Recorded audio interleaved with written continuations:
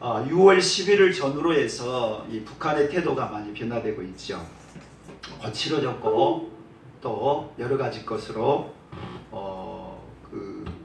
어려움들이 예상될 것 됩니다. 페북에 이런 글을 썼습니다. 북한 지도부가 죽을 지경인 상황에서 울고 싶은데 뺨 때리는 격이 이번 삐라 사건이다. 이거라도 핑계 삼아서 긴장 국면을 조성시키고 내부 결속과 추락한 위신을 만회하고 싶을 거다.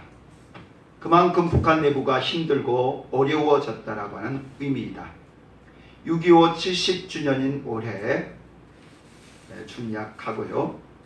70년에 이 체제가 흔들려만 새로운 시대로 갈 수 있다. 권력이란 스스로 포기하는 법이 없다. 하나님까지로도 대적하는 게 이 권력인데 국내적이든 국제적이든 더 강력한 힘 앞에서만 굴복하고 내려놓게 된다. 하나님의 힘이 강력하게 몰아치고 있는 게 팬데믹이고 무역전쟁이고 흑인 차별 시위다. 어둠이 짙을수록 새벽이 온다 하지 않는가? 북한의 광기가 더욱 드러날수록 평화의 날은 더 가까이 온다. 견딜 수 없으면 튀쳐나오게 되어 있다. 어떻게 언제 폭발할지 모르지만 그래봤자 하나님의 손 아래 있다. 기도하며 기다린다라는 그런 내용입니다. 삐라를 트집 삼아서 시비를 거는 것에 대해서 불종적인 태도를 보인다라고 그렇게 말을 하는 분들도 있습니다. 그런데 그렇게 시비거리가 되어지고 문제가 되어지는 상황도 있겠지만 그것보다도 북한의 상황이 보통 어려운 상황이 아니다라고 하는 것을 보여주고 있는 것이죠. 이렇게 해서라도 그들이 그 위기 상황을 탈출하고 싶은 그런 마음이 있는 것입니다. 문제는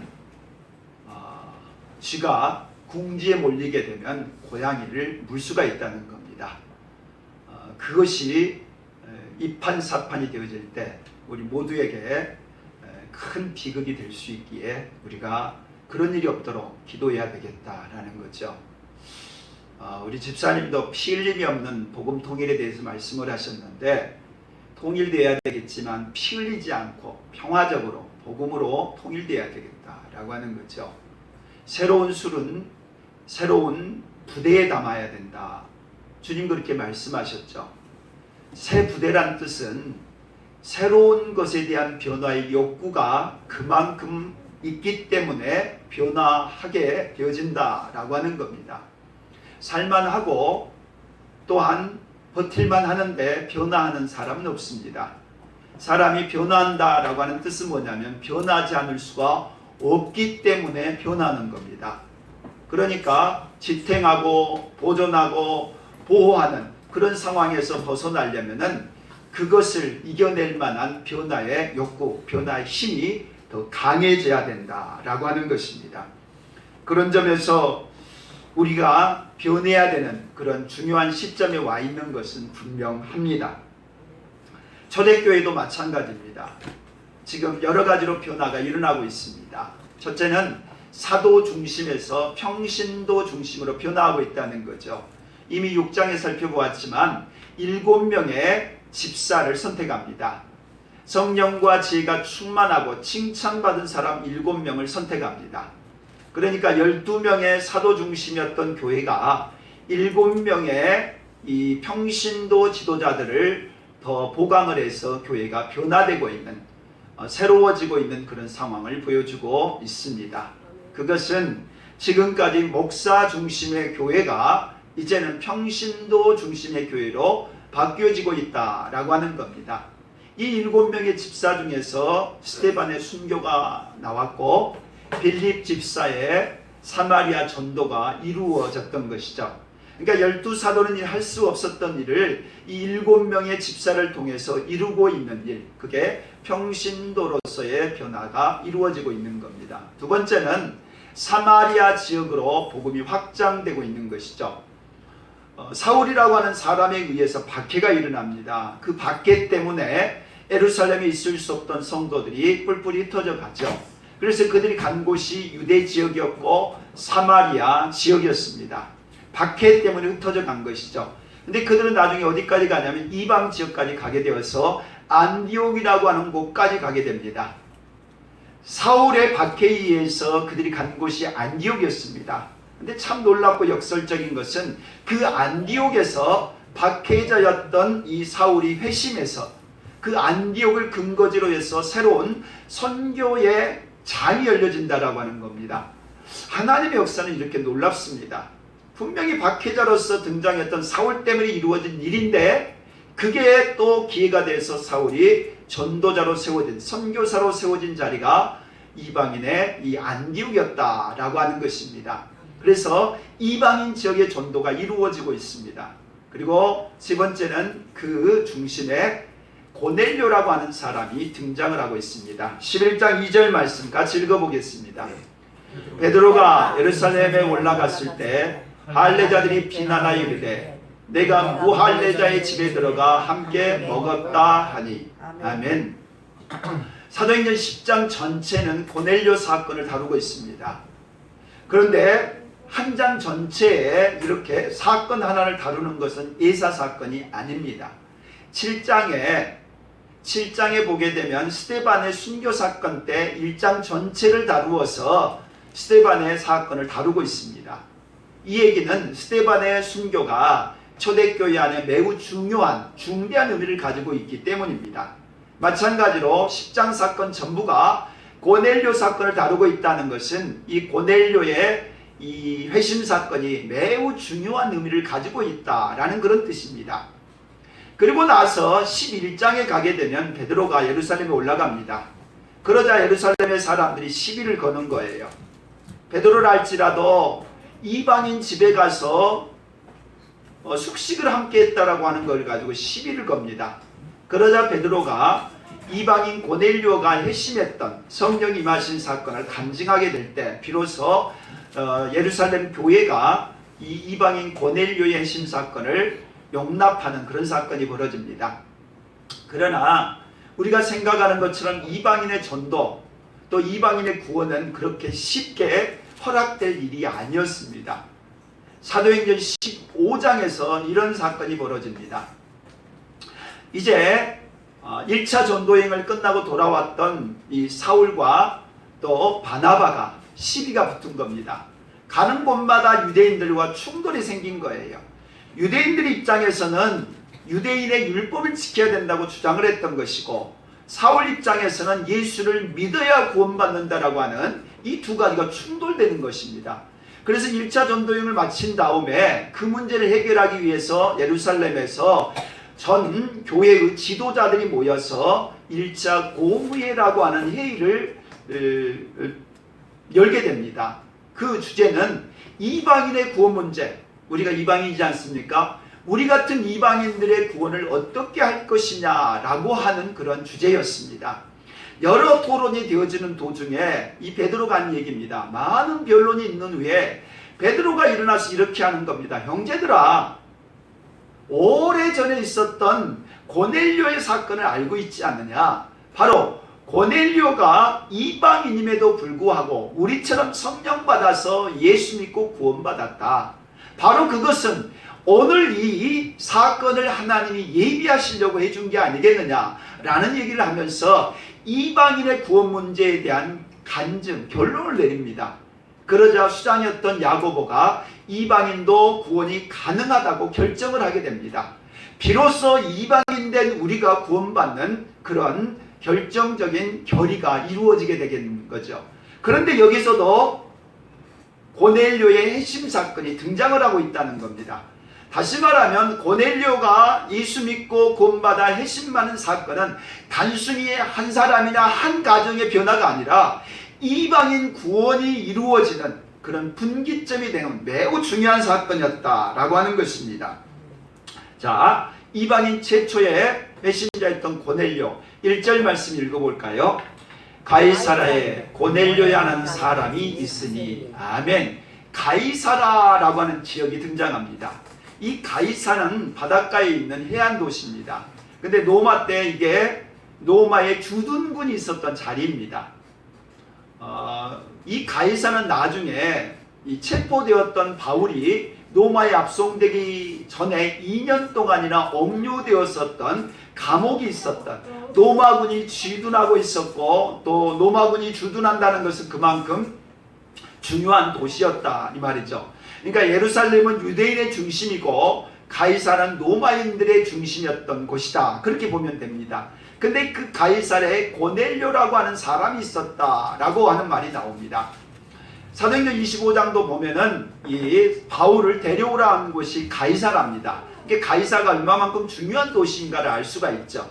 그런데 여기에서 1절 후반절에 보게 되면은 이달리아 부대라는 군대의 백부장이다 라고 이 고넬료를 소개합니다. 이탈리아 부대에서 파견된 군인의 백부장, 그렇게 설명을 합니다. 왜 이탈리아 부대라는 뜻을 쓰고 있느냐라고 하면은 특별군인이었다 이 말이죠. 그 당시로 말하면 왕의 호위병과 같은 특별한 군대의 일부분, 그게 이 고넬료가 속했던 부대라는 겁니다. 그리고 이 백부장이라고 하는 것은 100명의 지휘관, 요즘으로 말하면 중대장을 말합니다. 그러니까 중대장 정도 나이 되면 어느 정도 되겠어요? 오늘날도 보통 30대 초반 정도 됩니다. 그러니까 30대 정도의 왕성한 젊은이, 청년은 지났고 아직 장년은 되지 않는 굉장히 정열적인 사람, 이게 백부장 정도의 나이입니다. 그래서 성경에는 이 백부장에 대한 사람들이 여러 종류가 나옵니다. 예수님 때도 백부장이 나오는데요. 첫 번째는 예수님에게 믿음이 인정받는, 칭찬받는 백부장이 나옵니다. 그게 가버나움에서 있었던 일이었습니다. 자기의 종이 병이 드니까 자기의 종의 병을 고쳐달라고 예수님께 찾아왔던 사람, 그게 백부장이었어요. 로마인이라는 거죠. 근데 가버나움이라고 하는 그 도시에서 예수님께 찾아와서 병을 고쳐달라고 했던 사람입니다. 예수님 너무나 감동을 받으셨죠. 왜냐하면 유대인들도 예수님을 잘 안 믿었던 그런 시절이었어요. 기적을 보았고 예수님은 유대인들에게 지금 선교 사역을 하고 있었단 말이죠. 그런데 그렇게 기적을 베풀었던 유대인도 믿지 않았는데 이방인이었던 백부장이 뭐라고 말을 하냐면, 말만 하십시오. 말씀만 하시고 우리 집에 들어오지 마시고 말씀만 하면 내 종이 낫겠습니다 라고 그렇게 예수님께 요청을 한 거예요. 그러자 예수님이 너무나 감동을 받으신 겁니다. 예수님을 밑에 절대적으로 믿었다는 거잖아요. 그래서 그 병을 놔줄 뿐만 아니라 그리고 그 백부장을 칭찬하십니다. 이스라엘 중에도 이러한 믿음을 찾을 수가 없다라고 칭찬했던 사람이 이 가버나움의 백부장입니다. 또 하나의 백부장은 예수님의 사형 집행관입니다. 예수님이 사형 선고를 받아서 이제 십자가 지고 죽을 때 모든 제자는 다 도망가봤죠. 예수님 주변엔 여인들밖에 없었습니다. 예수님의 죽음이 정말 비참하고 초라한 죽음이었을 때 그 죽음을 지켜보는 사람이 로마의 백부장이었습니다. 근데 그 백부장이 이렇게 고백을 합니다. 진실로 하나님의 아들이다. 예수님을 향해서 확실한 신앙의 고백을 하는 사람, 그것 또한 로마의 백부장이었다는 겁니다. 성경에는 이렇게 여러 군데에서 이 백부장의 믿음, 그리고 이 사도 바울을 로마로 압송했던 사람도 율리아라고 하는 백부장으로 그렇게 등장을 합니다. 그만큼 군인의 믿음, 군인으로서의 이 백부장들을 칭찬하고 있는 여러 가지 대목이 나오고 있습니다. 에스프레소라고 하는 커피 아시죠? 드셔보셨습니까? 네. 드셔보십시오. 한번. 엄청나겠습니다. 그것은 커피의 원액입니다.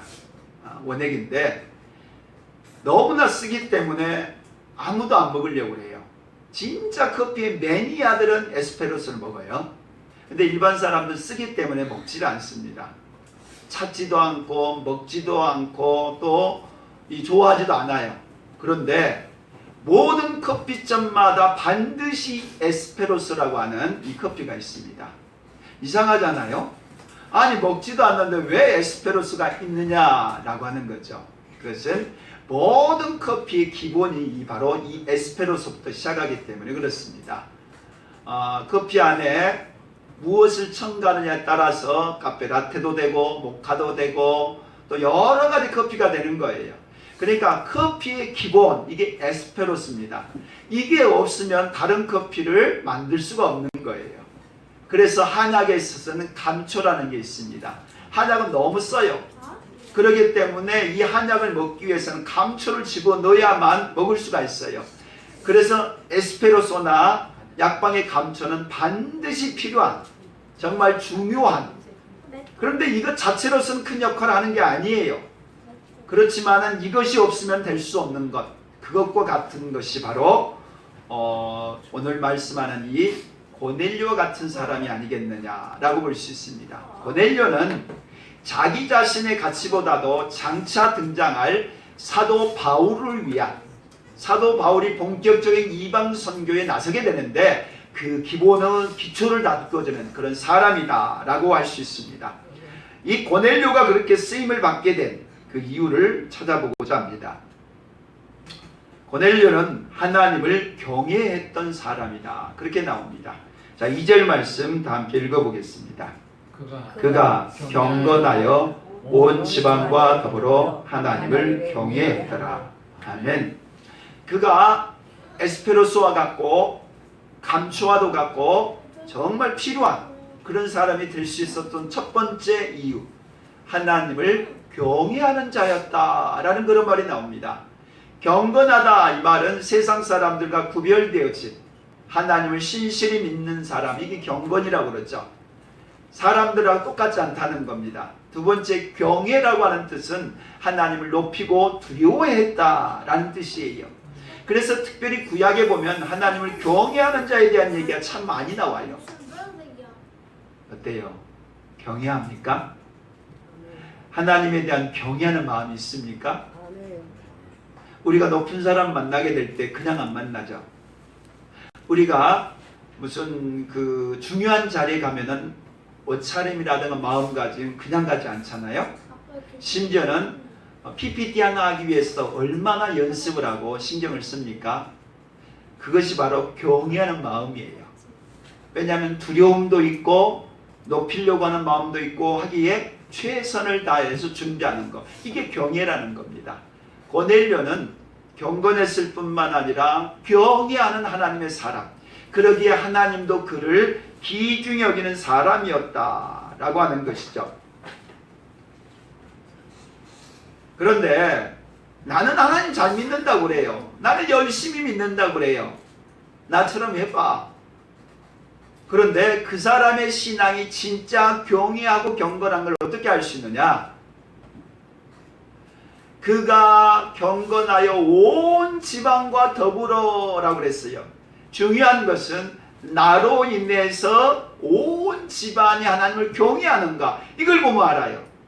그 사람이 진짠가 가짠가를 뭘 통해서 알아요? 주변 사람을 통해서. 한번 볼까요? 24절 읽어볼까요? 이튿날 가이사랴에 들어가니 고넬료가 그의 친척과 가까운 친구들을 모아 기다리더니. 아멘. 베드로를 모셔오라는 천사의 소리를 듣고 나서 베드로를 모시러 갑니다. 하루 전에. 그리고 이틀 후에 이제 모셔오겠지요. 근데 모셔오는 이 베드로를 맞이하기 위해서 누가 기다렸다고요? 친척과 친구들을 모아서 기다리고 있었다는 거예요. 가족 정도가 아니라 가족 모두도 당연히 모셨을 뿐만 아니라 친척들도 모셨고 친구들까지 모셔놓고 나서 이방인인 베드로, 갈릴리 촌사람인 베드로를 맞이하기 위해서 그 높은 점령군의 장교가 기다리고 있었다라는 겁니다. 그의 신앙의 진실성과 진정성을 볼 수 있는 거예요.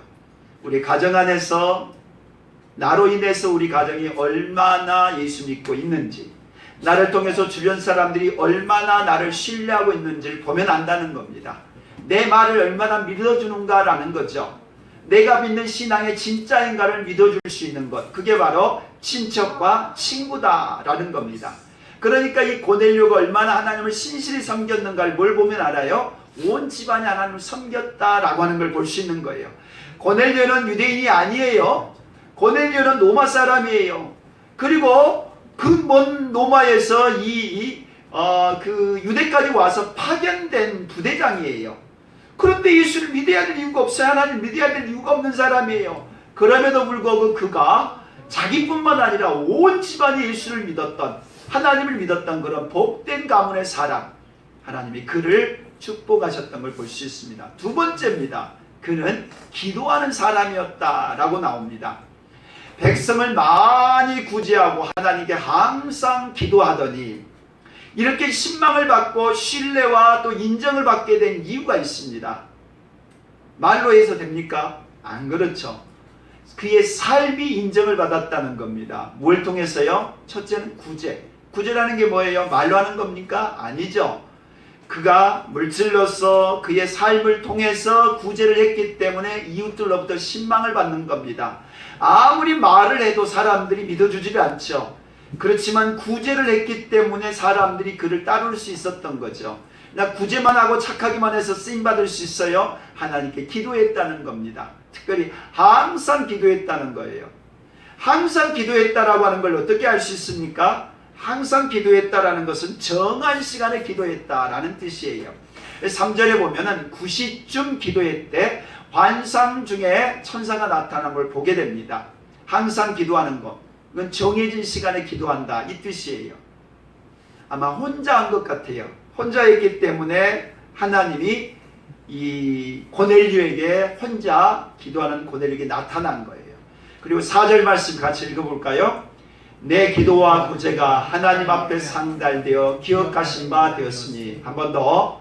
내 기도와 구제가 하나님 앞에 상달되어 기억하신 바가 되었으니. 아멘. 하나님 뭘 기억한다고요? 기도도 기억을 하고 구제도 기억을 하신답니다. 할렐루야. 아멘. 하나님이 보고 계시대요. 윤영아, 하나님이 기억하신대 무엇과 무엇을? 구제와 기도와 예배와 우리 마음을 보고 계신다는 거잖아요. 그러니까 하나님이 우리를 기억하시고 하나님이 우리를 보고 계시고 하나님이 우리를 축복해 주신다 이 말입니다. 그러니까 고넬료가 어떻게 하나님을 믿었던 것을 하나님이 알고 계셔서 천사를 보내주셨다는 거예요. 항상 기도하는 것, 그것은 정한 시간에 하나님 앞에 홀로 대면하여 기도했다라고 하는 겁니다. 세 번째는 순종했던 사람이에요. 5절 말씀, 내가 지금 사람들을 요바로 보내어 베드로라는 시몬을 청하라. 아멘. 지금 요바에 누가 와 있는 거예요? 베드로가 와 있어요. 베드로도 사실 요바에 처음 올라고 했던 게 아니었어요. 사마리아에 갔다가 예루살렘에 가려고 하는 도중에 지나간 곳이 루다라고 하는 곳이었어요. 근데 그 루다라고 하는 곳에서 병자를 고치게 되니까 소문이 요바로 퍼지게 되었고, 또 요바에서 다비다를 고치게 되니까 소문이 이제 가이사라까지 퍼지게 되었다라는 거예요. 그 길이가 약 50km 정도 돼요. 그러니까 하루길 정도 된다는 겁니다. 그러니까 가까이 있는 이 가이사라에서 요바까지 베드로를 모셔오라 하는 얘기를 들었습니다. 지금처럼 이런 교통이 있었던 시절이 아닙니다. 통신이 되었던 시절이 아니에요. 2000년 전 옛날 한 얘기입니다. 50km 떨어진 도시라고 하지만 그곳에 가서 베드로를 모시고 온다는 것, 베드로를 아는 것도 없고 베드로에 대해서 전혀 정보도 없던 상황 아니겠습니까? 그런데 우리 주님은 가라고 말씀을 하시는 겁니다. 순종이란 조건이 없어요. 순종이란 이유가 없어요. 순종이란 가라 하면 가는 거고, 있으라면 있으려는 거고, 하라면 하는 게 순종인 거예요. 지금 고넬료에게 뭐라고 말합니까?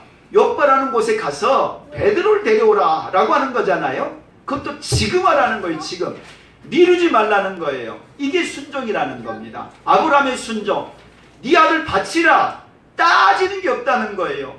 하나님께 바치라고 하니까 하나님께 가서 바쳤잖아요. 다니엘의 제 친구, 하나님 앞에 기도하는 것을 쉬지 않았어요. 그러니까 어떻게 돼요? 불구덩이 던져지잖아요. 사자굴에 던져지잖아요. 그럼에도 불구하고 하나님은 그를 건져주시고 살려주시더라 라고 하는 거죠. 어떻게 합니까? 7절, 마침 말하던 천사가 떠나매 고넬료가 집안 하인 둘과 부하 가운데 경건한 사람 하나를 불러 이 일을 다 이루고 요바로 보내니라. 아멘. 하인 두 사람은 아마 그 말을 끌어가는 사람이었을 것 같고 부하는 군인이었을 것 같아요. 그래서 부하와 하인을 보내서 이 베드로를 모셔오라고 그렇게 이야기를 했다라고 하는 겁니다.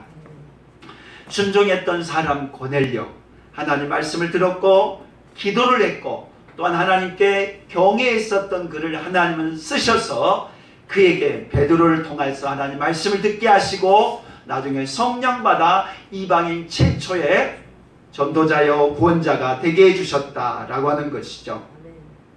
어제 국민일보에 보면 전국적으로 복음화율이 가장 높은 세 지역을 얘기해 주고 있습니다. 첫 번째는 군산 지역이고 두 번째는 신안 지역이고 세 번째는 강화 지역이다. 그렇게 말을 합니다. 이게 다 해안 지역과 관계가 있습니다.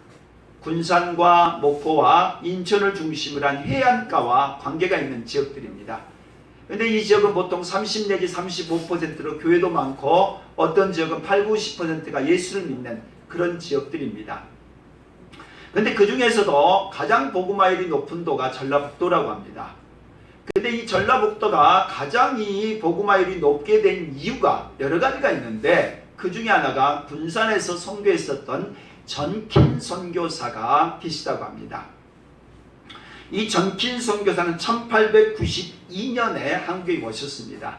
그러니까 최초로 왔던 분이 84년이니까 그로부터 8년 후에 온 거죠. 근데 이분은 이 전라도 땅을 떠나지 않고 거기에서 16년 동안 선교를 하다가 1907년 42살 나이에 풍토병으로 돌아가신 분이십니다. 1897년의 일이었다고 합니다. 이게 5년 이의 일이죠. 세례받은 사람이 13명이었다고 합니다. 그것은 당시 서울에서 12명이 세례를 받았고 전주에서 7명이 세례받았던 수에 비한다면 군산 지역의 13명은 굉장히 많은 숫자 중에 하나다. 그만큼 왕성한 그런 복음 역사가 있었다는 겁니다. 그런데 군산 지역은 바로 얼마 전에 그 땅 안에서 갑오 농민혁명이 일어났었던 그 지역입니다. 이 갑오 농민혁명이라고 하는 것은 뭡니까? 그 당시 때 우리나라를 들어왔었던 청나라, 일본에 대해서 민중들이 시위를 한 거잖아요. 근데 그냥 시위가 아니라 무장을 해서 이 혁명을 일으켰던 사건이 바로 고부라고 하는 겁니다. 가까이 있는 곳입니다. 그래서 외부 사람들에 대해서 굉장히 터부시하는 그런 지역이었습니다. 그런데 이 전킨 선교사는 이 의사였던 선교사와 함께 그 지역에 선교를 하게 됩니다. 그리고 이 문둥병과 같은 병이 고쳐지고 수많은 질병이 고쳐지면서 많은 사람들이 교회에 돌아오는 그런 일들이 있게 되어집니다. 그는 3명의 아들을 이 땅의 풍토병으로 천국에 먼저 보내고 그도 1907년에 천국에 가게 됩니다. 그가 마지막 가면서 하는 얘기가 나는 집으로 간다. 나는 행복하다. 그렇게 말을 했다고 합니다. 나는 집으로 간다. 나는 지금 행복하다. 42살 난 나이에 한국 땅에 와서 20년 선교를 하다가 순교했었던 이 젊은 날 3명의 아들까지 천국에 보냈던 이 선교사가 한 고백입니다. 그리고서 마지막 유언으로 이렇게 나누었다고 합니다. 군산에 가면 구암동이라고 하는 지역이 있는데 나는 국멀전시, 나는 전시다. 나는 이 한국 땅에 묻히기를 원한다. 라고 말을 했고 바로 그 한국 땅에 묻혀 있다고 합니다. 이러한 순교적인 씨앗들에 의해서 오늘날 이렇게 놀라운 구원 역사가 그 땅에 이루어졌음을 볼 수가 있습니다. 말씀을 정리합니다. 최초라는 타이틀은 쉽게 얻어지는 게 아닙니다.